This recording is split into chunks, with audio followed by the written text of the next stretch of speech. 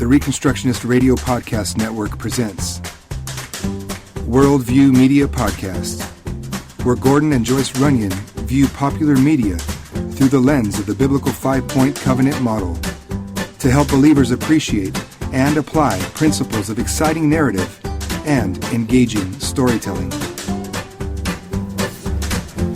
Broadcasting live from the Hulk's apartment. It's the Worldview Media Podcast. Woo! Yay. Gotta do the air horn. Do the air horn. My name is Gordon Runyon. They call me nothing at all. And with me in studio are Miss Joyce. Hello. And our oldest daughter, Carmen. Gotta blow her own horn. No one else will. And we are here to have a worldview kind of discussion about... Well, there you go. That's what it actually is. It goes with the title. Right. We're having a worldview discussion about Thor Ragnarok. What? Thor? That's not like even years old. What's wrong with us? Right. It's only been in the theaters for a month. Yeah, a month. Less, maybe. Almost exactly. And so here we are. We actually saw this movie, and we went to the big city of Amarillo, Texas. Yeah. In a state of the art cinema. Multiplex. You know, we're like country hicks, because I hear on the other podcasts and stuff that everybody is already like over these new theaters. They've been around for a long time. And The theaters with the stacked seats and the chairs that recline. right, the cup holders. And Yeah, They don't just recline. It has a footrest y'all, as well. y'all need to get out more. Well, now this theater is like on the edge of town, so we've been going to a multiplex that's a little bit more towards the center, so it's not as much of a hassle to get there. But I think I'm going to change my ways, and I'm going to go to this other one. So you're in favor of the new kind? Yeah, well, you know, I think the one, unless they've changed that too, we don't go all that often, but they were more like a regular theater where you can see the people in front of you. These had assigned seats. Yeah. It's a first for me. Really? Right. They had assigned seats even though it was us and like 3 5 other people. No, that's kind of the norm. Like, it's more weird for me now to go to a theater and they're like, oh, go ahead, just take whatever you like. Oh. Yeah, that's weird. You've been living in the big metropolis. Big city. All right. Life. So, we're talking about the third of the Thor movies. And in this movie, let's see, what happens? Can you remember?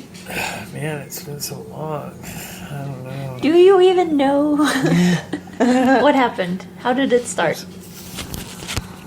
Well, the movie starts with us finding Thor in chains. And he's got like some fire demon or something who's about to kill him. And he battles his way out of that mess. With his trusty hammer. Right, and then I'm a little fuzzy. But then the guy's not really Did that I go to upset sleep about it. during this? He may have been too comfortable. You can't recline me, really. After I hit 45, reclining kind of makes me go unconscious. Sometimes just breathing does that for you. Yeah. Or not breathing. Sitting still for too long. Haven't moved in 5 minutes. Time for bed. All right. So anyway, Well, he has to get back to his place. Goes back. right now the issue is that there's this evil goddess who's like a No, stepsister. the issue is that Odin is not there, and that Loki is under the guise of Odin. Loki's impersonating Odin. Yeah. And then Where they is go, Odin? Odin's on Earth. That Loki he's put in him Norway in or something. Like put him in a retirement home. Yeah, he doesn't know, or And then they come back and their retirement home is gone. And then turns out that Odin is in Norway, because that's would make sense. And then he tells Thor this cryptic that this could be Asgard. You know, Remember this place. And we also have a cameo by Doctor Strange. That was fun. That was cool. Yeah, and then at this point, Odin drops the bomb about, hey, so just kidding, you have another sibling that's apparently actually their firstborn, so Thor is the middle child. Oh, no. Jordan will like that. Yeah, she probably will.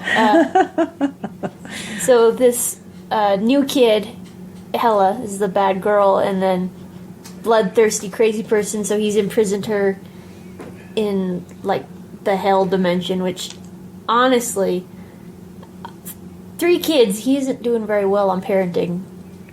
Right. You know, 2 of them, you know, daddy issues. And then he dies. Well, he vanishes. He vanishes. He disintegrates into pixie dust. And then Hela shows up and be like, what's up, little brothers? And gives them a smackdown. Throws them across the galaxy. Galaxy, basically. And then she goes back to Asgard, meets up with Carl Urban. Mm-hmm. And then they go about, you know, taking over Asgard. Taking over everything. But in that interchange between her and the other 2, doesn't something happen for Thor? Nothing. He's like ready to take her on.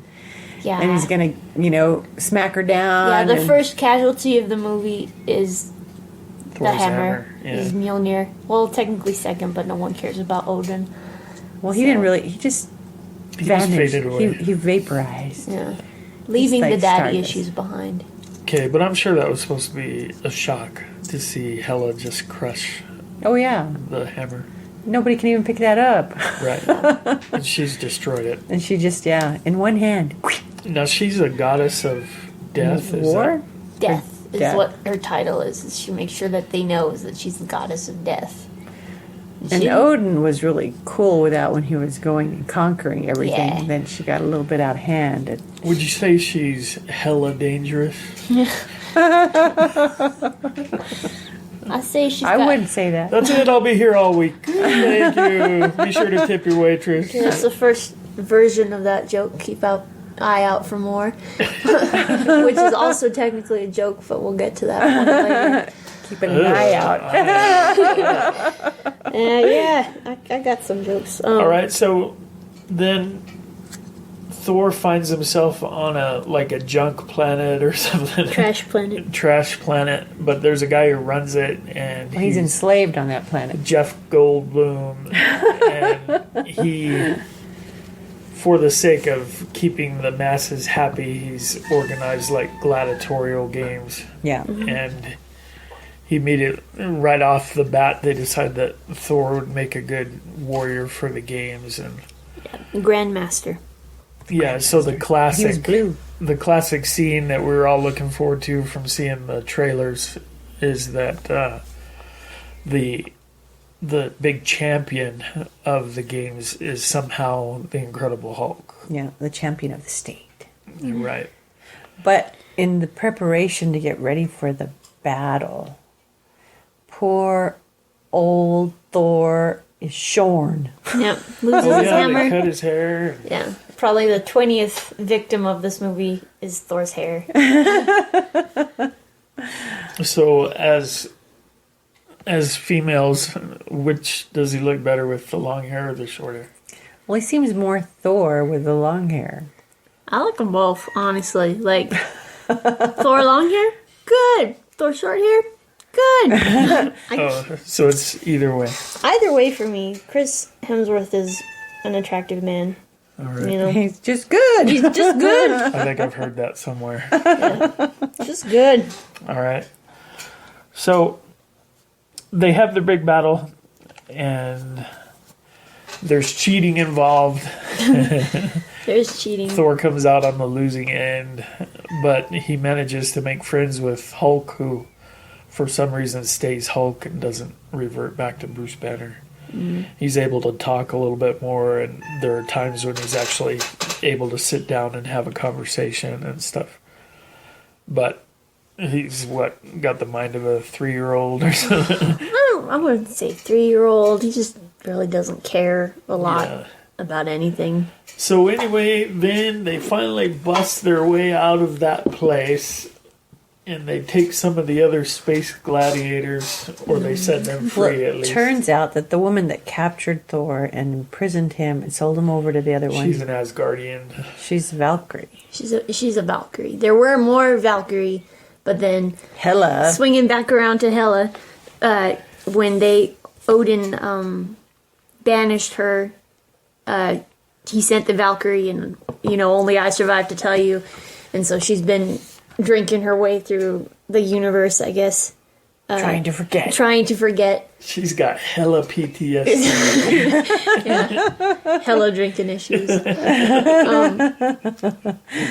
So then it's Thor, and it really the only person that wants to go back is Thor. Like, he's like, we gotta go he's back having and to save beg Asgard. everybody Yeah. else. Yeah, Loki doesn't care. Loki doesn't want to go. Banner's fine. I mean, Hulk, Hulk is he's got a good Fine. setup. Well, once yeah. he finally gets him to revert back, then Banner. Well, and that's Banner's just- more willing to go with it. He doesn't want to go, but Well, yeah. but he doesn't really want to stay on this planet. Well, it's not his kind of deal. It was Right. it was Hulk's. Okay, so then they have to go back and battle for Asgard. In the meantime, Hela has gone and just wiped it out. except for Heimdall, keeping it real. Yeah, Heimdall is leading a resistance group. It's not really a resistance No, group. not really. It's They're like just running. Refugees. It's refugees. Yeah. Yeah. Hiding in the mountains. Yeah, but they go through everybody. The whole army gets killed. The three. Yeah. I was sad about that. His buddies. Yeah, it's pretty devastating, the losses that they suffer. And then, of course, it's all leading up to a big final showdown between Hela and her minions versus Thor and the Valkyrie and Hulk and Well, Loki. the Valkyrie woman, the one, the lone. Just Valkyrie. Yeah. I think now we can just Singular. call her the Valkyrie. There's no others, Valkyrie, right? yeah. Well, Right. Singular. All right, so they have the final battle and the good guys win. okay. Spoiler alert. Oh no. But Well, they win, but do they win? There's a lot of stuff going on, yeah. Yeah. But the kind of high points are that Hela winds up taking one of Thor's eyes out. So now we've got one-eyed Thor without a Looking hammer. like his pops. One-eyed Thor, with no hair, no no hammer. hammer. Looks a lot like Dad. What is this? And from somewhere, his personality has been transplanted with Star-Lords from Guardians of the Galaxy. Oh, nah. Well, no, I wouldn't say that. But this, as serious and dark and, everybody dying, there's still really a lot of Yeah. comedy. There's still a lot of laughter in it. There's a lot It of funny felt very parts. much like a Guardians movie. Well, it was lighter and not quite as dark as it probably could have been. If they had done this movie in the same kind of vein as the other Thor movies, I just would have been very sad dark. the whole time. Right. Because, It's too much. you go in and then, like Everybody you say, dies. yeah, everybody dies. Odin dies right away. And then Thor gets his haircut, loses his hammer. Then you see this bad, sad flashback of this girl losing all of her. I'm guessing they're all very, close people. Yeah. All these people, only one left. And then Hela's story is really sad too, if you think about it. That that she's literally just done what her dad told her, and then he's like, "Actually, don't do that anymore." Oh, you can't help it. Like, let's just throw you. You have to go away yeah, forever. Yeah. And then even Hulk and Banner's kind of sad because Banner goes and says that if I turn back into the Hulk, then I don't think I'm ever going to be able to come back. I don't know what's going on. And you hear from the gladiators that Thor runs into at the very front that he's like, oh yeah, that's Doug. Doug fought the champion. Doug's dead now, Yeah. and he's been here for however long from the last movie. And, For years. Yeah, the thing that pulls him out of it is he sees this thing of Natasha and he doesn't even know if she's okay. And the last thing he remembers is Ultron. They go back to the to his spaceship trying to leave the planet. Okay, don't well, know. back on point. The We lost our eye. took your eye off the ball there for a little bit. It's The other had a bad big move. consequence is that Ragnarok was according to that mythology, it's a prophecy that that Asgard, which is basically the Mount Olympus of the Asgardian mythology, of the Norse mythology, Yeah. that Ragnarok is going to destroy Asgard, and it finally does. And so that's pretty rough. Asgard really does go down in flames, literally. Yeah. Well, the rainbow, it's all broken. Right, the Rainbow Bridge is destroyed. It's all broken. She had her big, huge dog of war. Yeah. Okay, you guys, so let's give like an overall grade. We're coming up on our break here, so what'd you think overall? I'm easy. I'll give it an A. Like, that's fine. It hit everything for me. It's sad. How is funny. it compared to the other Marvel movies? Is it now in your top 3 or top 5 or? Don't where is ask it? me. She's Don't got ask a that. lot. Don't ask me that. You know, Yeah. for the Thors, I think it's probably, I enjoyed it more than the other two just because it is a little bit more light and comedic. Right. And so, I think the same is true for me. And I liked having the Hulk. The Hulk was funny in there, and it was good to have him in there. gave it some weight. And the scenes with Doctor Strange were That was fun. really good too. Yeah. I like this movie a lot. Like, just between the Thors, this obviously for me beats out the second one. You know, Yeah. and if you can sit through that movie and remember to pay attention the whole time, second one's not a bad movie. But, you have to Yeah. force yourself to pay attention. The first one's nice, Just because it's the introduction. But I think this movie really did. It used all of the characters really well. There's a lot of dimension in those characters. Like, you see some glimmers of Thor just being really like knocked down, kind of funny in some of these other movies where he has like a side lines that he'll say, Yeah. or just expressions and stuff that you can see it that this guy could be pretty funny. And finally he gets this opportunity to be this funny guy. His bantering at the very, very beginning when he's all tied up. That makes that sense was because funny. Yeah. this dude, he's literally kind of just fought his way through the galaxy at this point, and there's not Yeah. really anything that can stop him. So why would he really be concerned in this situation? Right. Just trying to be polite, and like, okay, I can see you now. Let's continue talking. Yeah. Okay. Yeah, I think for me it's probably, as of right now, it's in the top 5 for me in terms of Marvel movies. Let me see if I can name them. I think my first... It's a hella hard job. I think, obviously, the best Marvel movie ever is Captain America and the Winter Soldier. Well, Jordan would give a Right. cheer for that. She'd do the air horn. Jordan And wanted I also to think get airborne. the first Avengers is up there. I'm not so big on either one of the next 2 Avengers, but I like the first one a lot. I'm not sure the first one would be in it for me. Oh, really? I really like that. And then I think the first Guardians of the Galaxy was really super good. And That's 3. And then also Thor, so you have one more. And then I was thinking about it. I think I really like this last Spider-Man. Homecoming. Coming around? Yeah, I'm coming around. Coming home?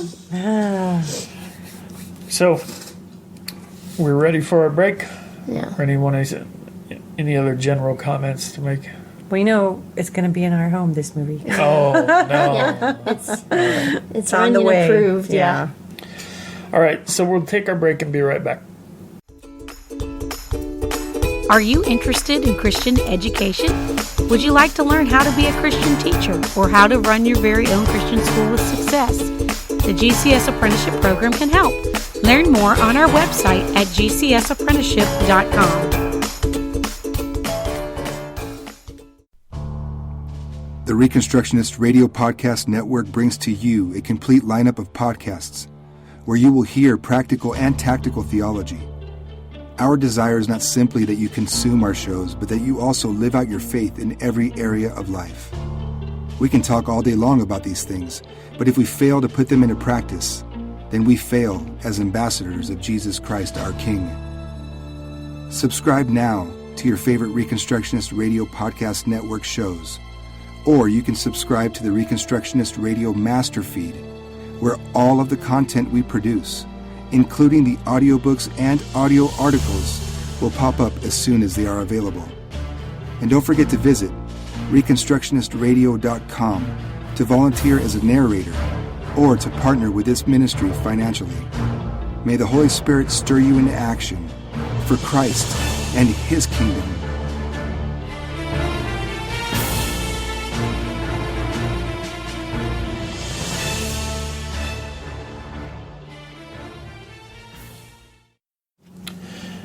Here we are back. It's the Worldview Media Podcast and Thor Ragnarok. Mom's hammer has been shattered. My eye has been poked out. And My hammer. Carmen's walking around with a crew cut. It's all good. Looks good, though. All right. It messes with my depth perception. Loss of the eye. Didn't have much to begin with. This is the segment where we... Yeah.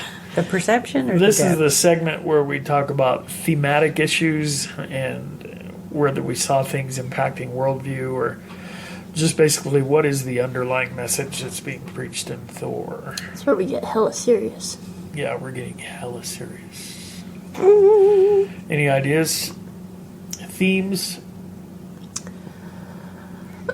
You're staring at each other. Well, You want to grapple for it? I think that there's one about identity and how you see yourself as yourself, how other people see you, and how you reconcile those things, and what makes you who you are.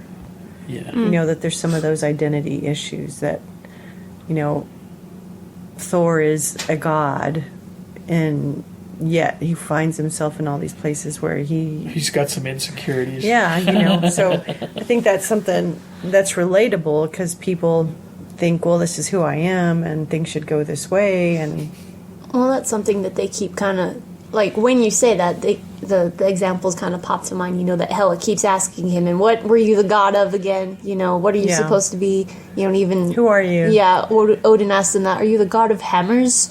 You know, Yeah. and then where he talks to Loki at a couple points, you know, and at some point he says, "I know you're just the god of mischief, but you could really be a lot more than that if you're willing to." You Yeah. know, and having to come to terms with that. I would say identity is Well, good. yeah, I think you're both hitting on it. And for me, I think there was a parallel with all of Asgard, really. That all of Asgard, by the end of the movie, it was kind of being called to realize that you're more than this. You're Yeah. not just the place. And Asgard is the people and not the place. And So a little bit of maybe transcendence in that, yeah, being more than just That it's not the building that defines yeah. what it Right. is, you know. That- yeah, I really thought that was a pretty big deal, and it made me wonder. There was a little bit in there, especially in Thor's story, his personal story arc there, his character arc.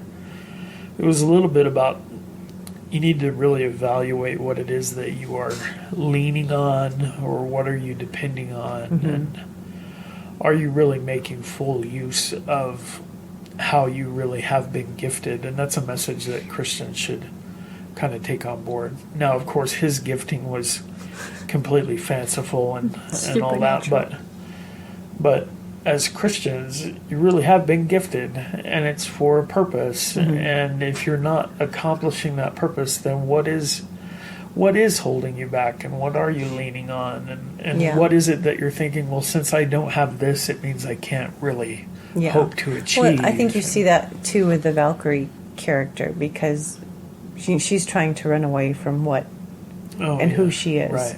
So she's doing everything she can to Destroy yourself. yeah, just to not have to deal with it.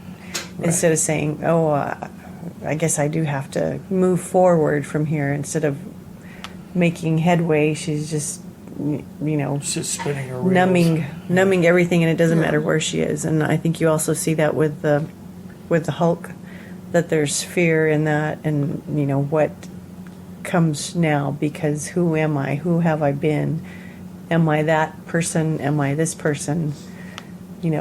So I see that as a big theme for a lot of the characters. I think correct me if I'm wrong, I think you're saying that Bruce Banner finds himself kind of having to deal with the same sorts of issues about deciding who am I going to be now that something big has obviously changed in my relationship with this monster that I turn into.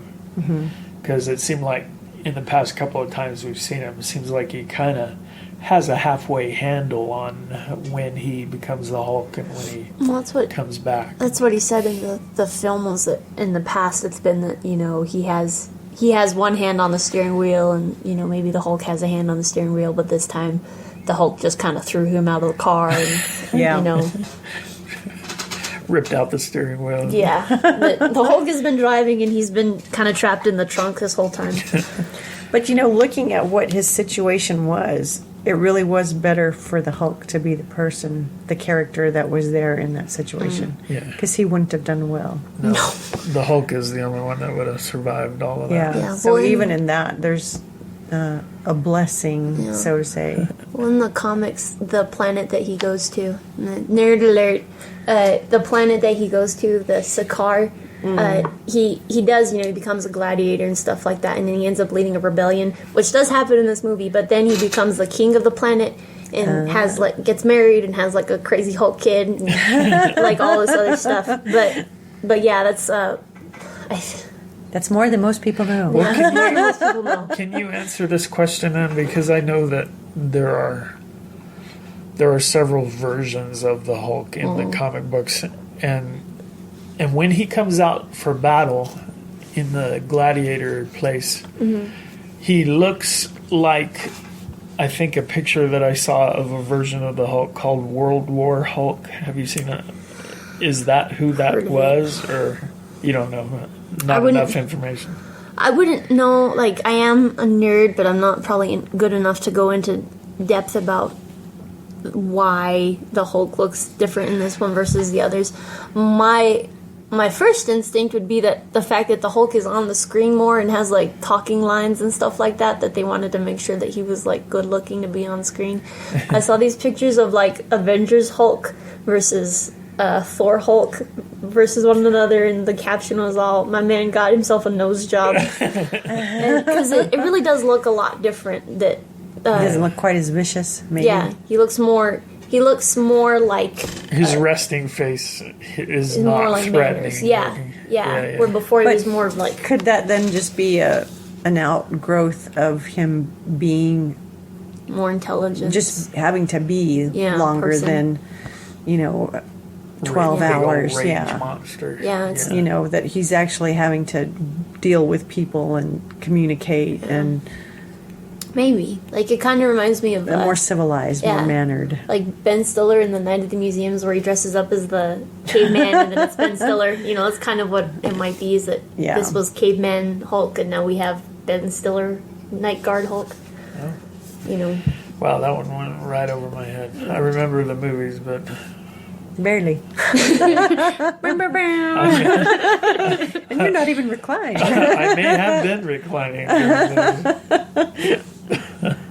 Well, a good movie when I've watched the entire thing. Well, I guess. And you can remember what happened the whole Any time. other thematic things, or? I think Mom's got it with the identity thing. And it's kind of been touched on a little bit, in the discussion, but also the concept of choice, what you are willing to accept, And the whole thing, for Thor at least, watching him go through this, was that he wasn't willing to accept anything, really.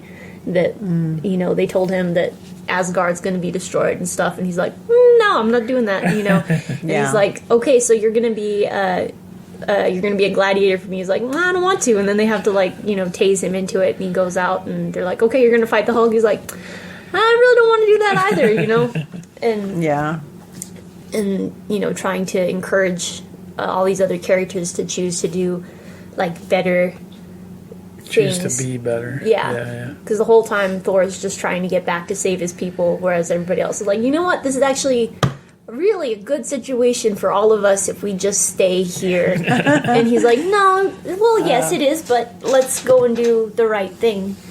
So kind of having to choose the higher road and kind of emphasizing that with, Loki having to... He gets picked up by the escaped gladiators, and then he takes that ship back to Asgard, meets up with them, and then ends up being able to saving a bunch of people. And then Urban's character, who joins up with Hela right away because he's, terrified of her. At the very end, he takes his takes his machine guns and gets off the boat and, goes and fights her. And he knows it's going to kill him, and he does it anyway because that's the right thing to do. Yeah. To save the people. Mm-hmm. Yeah. The people that he was persecuting. I couldn't figure out who that was for a long time. Mm-hmm. I mean, I know it's the new Dr. McCoy, but it took me a long time to... Yeah, Chris Hemsworth, good. Oliver, good. He was a little bit thicker maybe in this one. Yeah. More muscled. He was more buff, for sure. So he's not... And the lack of hair is kind of an odd one. Yeah, it's hard to pick people out once they've lost all their hair. Which is why I'm rarely recognized. That's his disguise. I thought that was the uniform. It's the glasses. See, I take them off, and now uniform, now you know who I am. Nobody knows who you are. It's a hella mysterious. I'm hella enigmatic. Girl, don't you know? But I thought it was really cool when she was getting ready, when Hela was getting ready to, fight, and she put her hair back and... Yep, it was. There's your helmet. There's cool. I wish I could do that. That was wow. So... Yeah, she was outrageous. The other bit that I thought was kind of interesting is that, and I know nobody writing this movie had any kind of Christian theology in mind or the debates that we have as Christians, but if you notice at the first of the movie when they're talking about the prophecy about how Ragnarok is going to be destroyed, Ragnarok is going to destroy Asgard. Okay. There you go. Everybody who heard the prophecy and knew anything about it took it very literally. It's like they all had a dispensational interpretation of what the future was going to look like. They took every bit of the prophecy as literally as possible. Yeah. But then in the actual, as it was actually fulfilled, turns out there was more to talk about in there. It's not that it wasn't fulfilled, but there was more to it. And so the actual outpouring, the actual instantiation of the events, that actually shed a lot of light on the prophecy itself. And I think that's true with biblical prophecy. It's only after the prophecy is fulfilled that we're able to really look back and say, oh, okay, that's how that was done. And this over here really meant this, but everybody thought it meant this other thing. Yeah. And so in the future, after the prophecy has been fulfilled, we can look back and then connect all the dots. And so I just thought it was interesting that Asgard was destroyed, but not in a way, not with any real ramifications that anybody thought. I think they thought the end of Asgard, the place, was going to be the end of all the Asgardians. And it really isn't. Well, but it could have been. Right, but that's what I'm saying. Yeah. Well, I mean, I think if we're going to talk about that, then you have to bring, judgment. What does that mean? It was judgment on that place, but yet the people were saved out of that place. So what was judgment and destruction also resulted in salvation and... and a new order. Yeah. Because they all, if I understood right, they were all being transported to Norway. They were heading to Norway. I don't know where they were going. They're just going on a field trip. Space time. Yeah. They get interrupted on the way, but... Yeah, well, I think it's Thanos. But Infinity Wars. It would be really fun, though, if it was the Guardians of the Galaxy. Like, they just run into each other right away, and then they all just show up, like Thor and his Revengers and the Guardians of the Galaxy just pop in on the party at the same time. The Revengers. Yeah. That was pretty funny. So anyway, really good movie. I liked it a lot. Oh, well, going back on the judgment thing, you saying that the kind of the innocence, invisible bunny ears around it, the innocence of Asgard getting out, but then Hela's the one that's like magically, psychically linked to Asgard. He tells them that that's where she gets her powers from, is from Asgard. So with the destruction of Asgard, we get the destruction of Hela, who's been, through the whole movie, just kind of very happily slaughtering these people, Right. And not just, she's not just after enemies. They're all her enemy now because of what happened. Well, it's not even that. It's just that they don't like her, that she Yeah. comes in and says, "Hey, what's up? I'm the queen now." And they're like, no, you're not, because last they knew it was between Loki. Thor and Loki getting in a Odin. fight. Yeah. I did think it was interesting that part of the movie was stressing that the only reason Asgard was the great place that it was is because sometime in the distant past, before even Thor has any memory, they were wicked, and they were just running roughshod over the whole universe and conquering all and the- killing. yeah. And if you wonder why Asgard, the place, was so voluptuous and wonderful. All the and- spoils of Yeah. war. Right, it's because of the spoils of war, and they were hella mean to everybody, and so they deserved. There was a real sense in which the destruction of Asgard had to happen for justice to be done, and then. So I never got that connection, or if I did, I forgot it. Where you said that that throughout the movie we keep hearing that Hela is tied to the place, and the more she's there, the stronger she gets. But then she's all in favor of seeing the place destroyed or slaughtering. And, Well, I don't She's not think in favor of Asgard yeah. being destroyed. She's in favor of Asgard being kind of Nazi style, like Asgard being the dominant, thing. She's all, he conquered the 7 realms. There's like 60 bajillion more out there. Why did we stop? We're going to get back into it. right. So that's all very interesting. And I just thought it was really kind of a neat thing and a lesson that is good for a lot of folks here, is to realize what they were told and stressed at the end, that Asgard is the people and not the place. And just because the place has been destroyed doesn't mean that the high ideals that you now have, and those don't need to die with Asgard. The church is not a building. The church is the people. It's hella deep. Hella deep. All right, Worldview Media Podcast, preaching hella deep theology. All right. Thank you for joining us. Thank you for downloading this episode. Be generous to Reconstructionist Radio Podcast Network, and go out there and dominionize. See y'all. Bye. Bye. Is that an air horn? I don't do it loud enough, so it'll be like, Carmen signing off. Y'all are crazy. Thank you for listening to the Worldview Media Podcast. Please visit reconstructionistradio.com to check out the other podcasts in our network and to download our free audiobooks.